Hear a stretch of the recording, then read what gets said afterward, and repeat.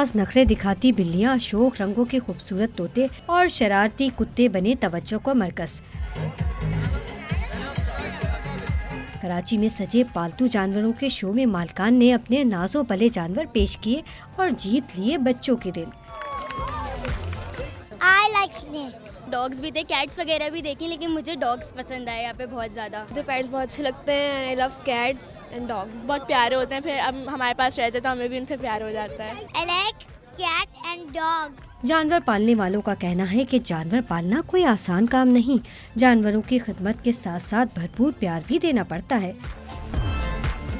Dogs हैं और cats हैं, ये सब इनसे हमें प्यार होना चाहिए, बिकॉज ये अल्लाह ताला की क्रिएशन है, उनकी मखलूक है।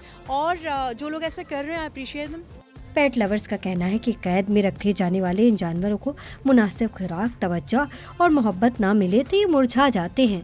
पेट लवर्स का कहना है कि थोड़ी सी मोहब्बत और थोड़ा सा ख्याल इन दुनिया को रंग और खूबसूरती देने वाले परिंदों की बका का सामिन है। कैमरामैन उमर शाह के साथ नुसरत वसी, डॉन न्यूज़, कराची।